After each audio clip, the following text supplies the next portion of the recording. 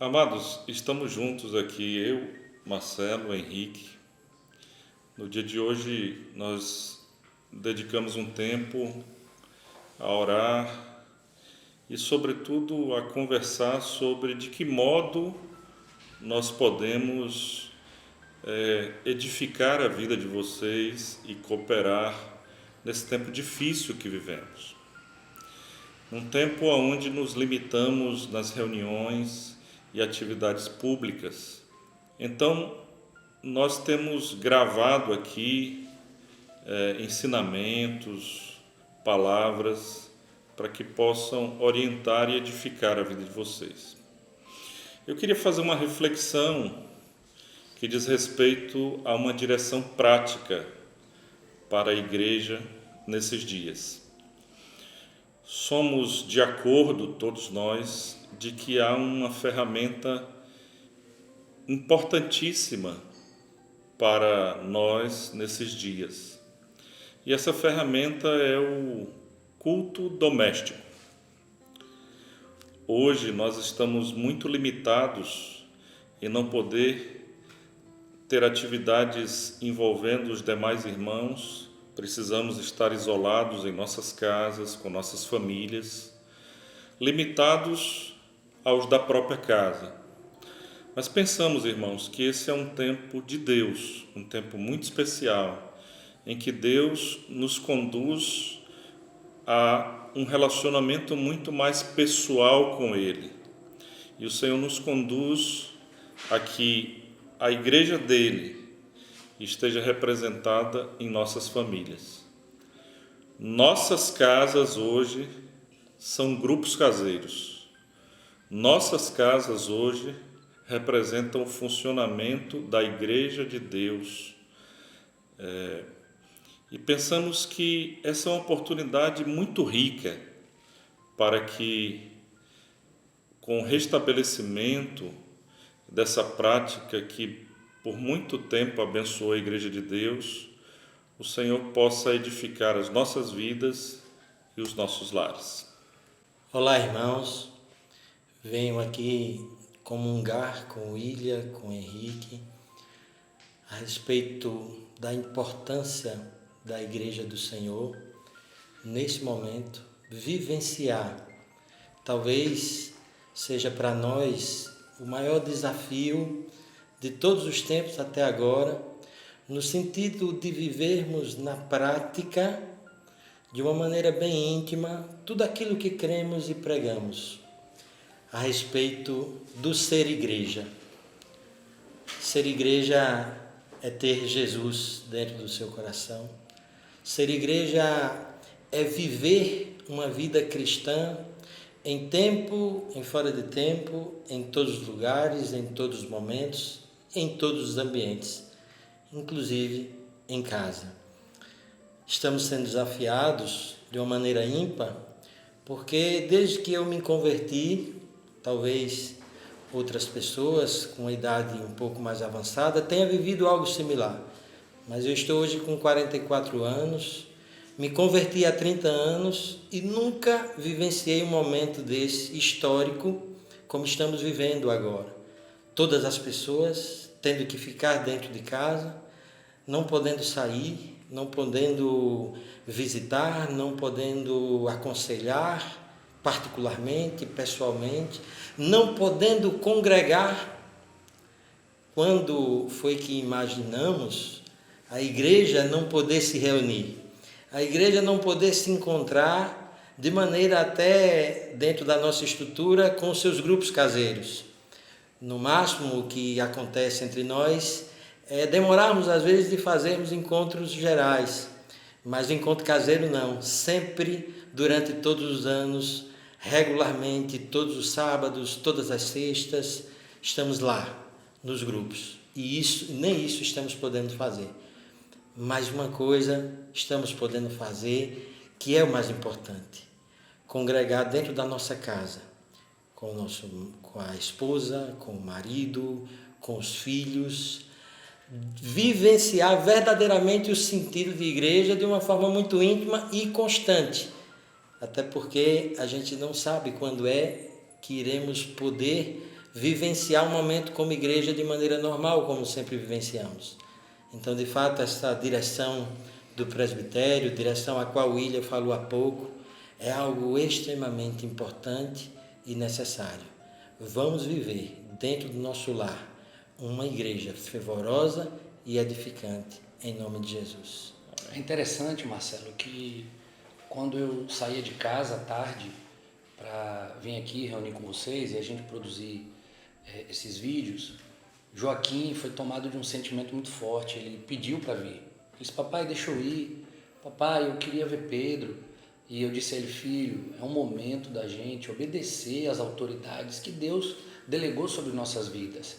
Ele disse: mas papai, o senhor não vai? Aí eu tive que sentar com ele e mostrar para ele alguns decretos nas Escrituras. E mostrar para ele também que em algum momento não é uma coisa que a gente quer fazer de bom grado. A gente em algum momento vai ter que desobedecer algumas ordenanças, aquelas que nos governam, como as autoridades políticas. Eu disse: filho, um dia Nabucodonosor baixa um decreto para que ninguém orasse. Imagina se Daniel fosse ficar recluso sem fazer as suas orações. E ele jamais iria abrir mão disso. Aí eu cito para ele Jesus, ao nascer, o rei Herodes também baixa um decreto para exterminar todas as crianças abaixo de 2 anos que fosse do sexo masculino.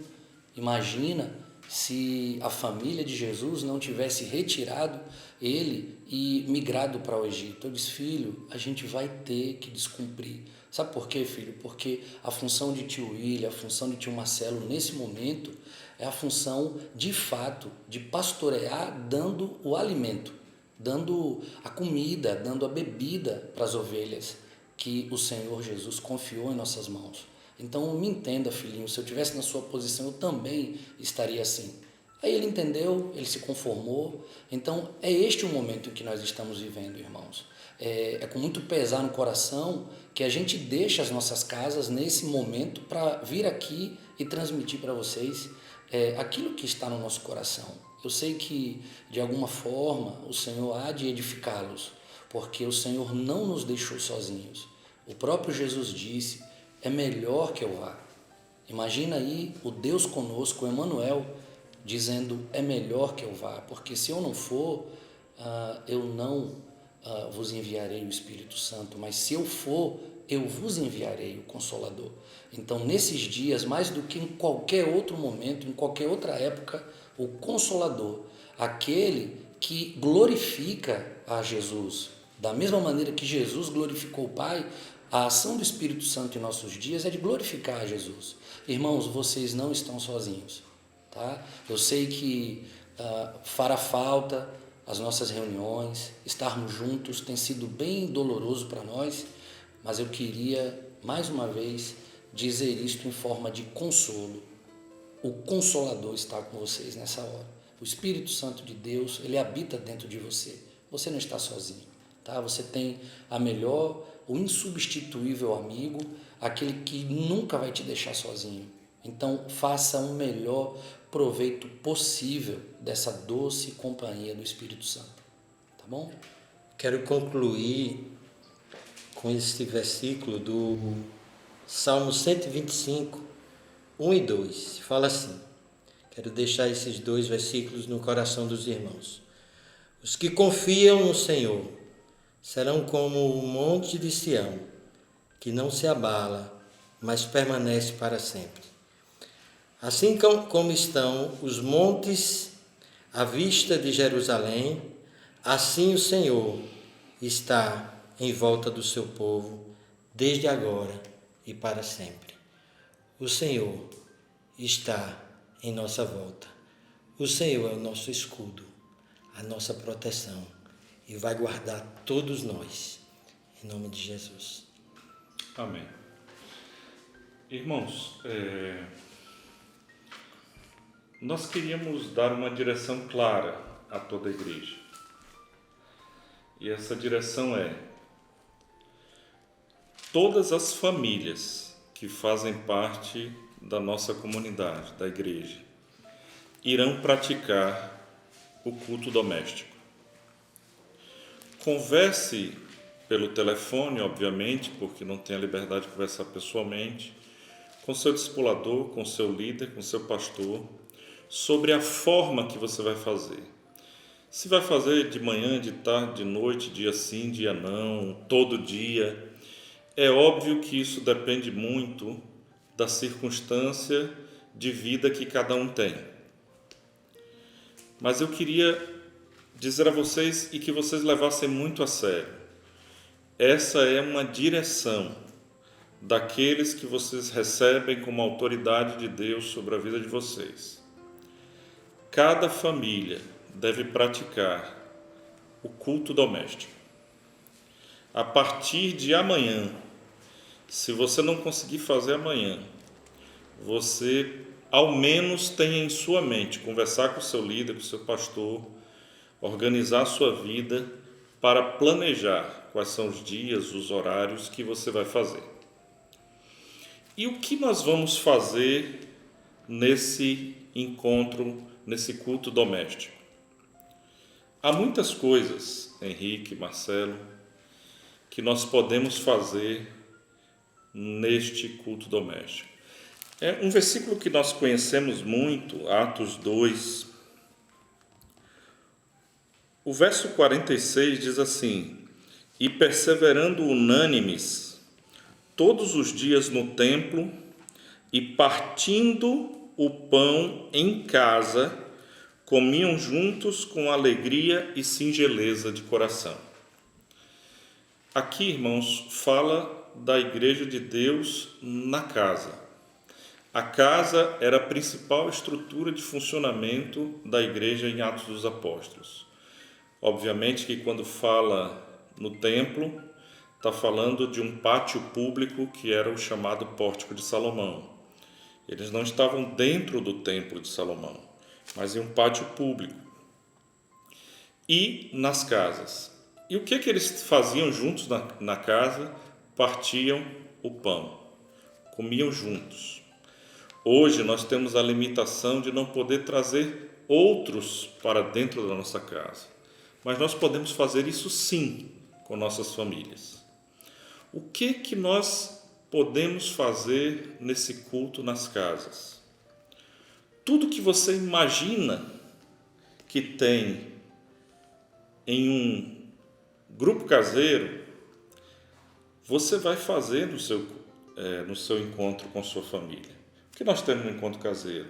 Nós temos oração. O que nós temos no encontro caseiro? Nós temos louvor, nós temos leitura da palavra, nós temos testemunhos, nós temos participação de todos, nós temos imposição de mãos, nós temos ceia. Então, irmãos, nós vamos transformar a nossa casa em um grupo caseiro. Nós vamos transformar a nossa família em um pequeno grupo caseiro. Então, com isso, Marcelo, nós temos a oportunidade, inclusive, de pessoas que não são tão participativas no dia a dia, pessoas que às vezes são mais tímidas, em um grupo menor ainda, elas vão se obrigar a participar. O pai, o chefe da família, que às vezes no encontro caseiro fica calado, ele vai ser obrigado a ser o líder da sua própria família. Perfeitamente. Ele vai ser o pastor da sua família. Ele vai apacentar a sua família, exercer o seu sacerdócio. E isso é um privilégio imenso, que pessoas que muitas vezes estão com seus dons guardados, vão ter a oportunidade de manifestar esses dons junto às suas famílias. Então, irmãos, qual é a primeira coisa a fazer? A primeira coisa, converse com seu líder, converse com seu pastor, organize dentro da sua realidade qual vai ser os seus dias, converse com seus familiares, seus filhos, sua esposa, qual é o melhor formato para vocês fazerem isso. Ao marcar, vocês vão, dentro desse tempo, gastar tempo de oração, gastar tempo lendo a palavra. O pai ou os filhos, ou quem quer que seja, a mãe, vão se responsabilizar por estudar e compartilhar a palavra. De preferência, se o pai é cristão, que tome a frente do seu culto doméstico, que exerça seu sacerdócio. Amém? Muito próprio, muito pertinente essa questão que o William falou sobre o exercício do sacerdócio. Exercício de sacerdócio, ou seja, todos aqueles nascidos de Deus, o véu que separava já não separa mais. Então, o Espírito Santo de Deus está em mim. O Espírito Santo de Deus me faz louvar, agradecendo a Deus por tudo que Ele é, por tudo que Ele me deu. O Espírito Santo de Deus me faz ler a Bíblia e receber uma palavra ali de conhecimento e compartilhar. Coisa que o William falou assim, que eu fiquei muito feliz, e eu acho que isso vai alcançar o coração de muitos, é que vai dar oportunidade para que muitas pessoas, que às vezes no encontro caseiro, que às vezes no encontro geral, tem até vontade de dar uma palavra, trazer um testemunho, mas está ali tímido e não vai, e passa anos. Agora vai ter oportunidade de poder ali com seu filho, com a sua esposinha, trazer aquela palavra de Deus que tocou o seu coração, e ali em uma simples leitura, né, o William falou sobre o modelo, sobre o modo, né, vocês vão receber orientações para isso, e o Espírito Santo vai conduzir direitinho, de maneira que a coisa vai fluir quando você for ver dentro da sua casa ali. O Espírito Santo vai estar tomando conta, e você vai estar louvando, teu filho vai estar testemunhando, você vai estar orando, e Deus vai manifestar um grande poder nesse ambiente. Amém. Em nome de Jesus. Amém. Então, neste mesmo sentido que o William fala e o Marcelo também corrobora, vai ser extremamente importante, irmãos, que ocorra a participação de todos, tá? Eu sei que para alguns pode ser um pouco mais difícil, mas tudo na vida é um exercício. O início vai ser difícil, só que a gente vai sair daqui hoje com uma direção, até mesmo, né, William, quantas vezes será necessário praticar esse culto domiciliar por semana, tá?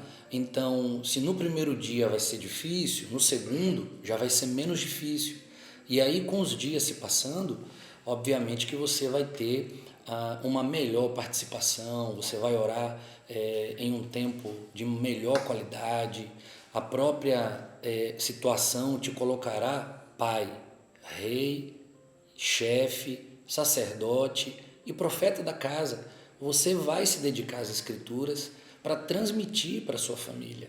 Então, veja o ganho de tudo isso. Porque uma coisa, né, William e Marcelo, causa algum tipo de temor em nós. Essa situação, e essa é a minha oração mais intensa nesses dias, que isso passe logo. Sabe por quê, irmãos? Somos humanos e há uma tendência no ser humano de se acomodar. Eu espero que ninguém nesses dias se acomode, tá? De achar que essa situação ela é boa, ela não é boa. Não se conforme com essa situação de a gente não estar podendo reunir. Então, isto servirá para nós como um exercício que aquecerá o nosso espírito, porque muito em breve a gente vai voltar. E quando estivermos juntos novamente, irmãos, a gente não vai precisar reiniciar uma atividade. A gente já chegará exercitado e com as práticas que a gente vai adquirir em nossos lares, com as nossas esposas, com os nossos filhos, a gente vai chegar com muito testemunho para contar para os irmãos, de maneira que todo mundo se edificará. Eu queria aproveitar também e dar uma orientação, Marcelo pode acrescentar junto com o William. Eu sei que há irmãos nesse momento que estão sozinhos em suas casas, não tem um pai, uma mãe e um irmão ou irmã convertido, então você vai estar só. Então, um conselho, que o seu líder ou alguma família próxima a você possa te incluir até de maneira virtual nesse encontro domiciliar. Mas se não houver essa possibilidade, irmãos, lembre, eu falei, você está só, mas sozinho, sem a companhia de um irmão. Mas você pode entrar no teu quarto em secreto e orar, de maneira que o teu Pai ouvirá e te responderá. Você pode ter comunhão com o Espírito Santo, você pode ter comunhão com a palavra, você pode sim se edificar, você pode orar em línguas, magnificando a Deus e edificar também a si. Então, irmãos, de qualquer forma, a gente está trazendo essa orientação para que todos encontrem a melhor maneira possível de edificação. Talvez, Henrique, além da sua orientação, que eu achei muito pertinente, talvez seja uma oportunidade de Deus para alguém que não tenha sua família convertida, chamar sua mãe, chamar seu pai para fazer uma oração, abençoá-los, perguntar a eles se eles permitem que ele abra a Bíblia e conte uma história e leia um texto e abençoar a sua família. Perfeito, William. Inclusive, eu trago agora, em cima disso, um testemunho muito importante nesse sentido, de uma irmãzinha lá do Grupo Caseiro da Zona Sul, que só tem ela convertida em casa. E ela fez isso, William, até porque hoje as pessoas estão sensíveis.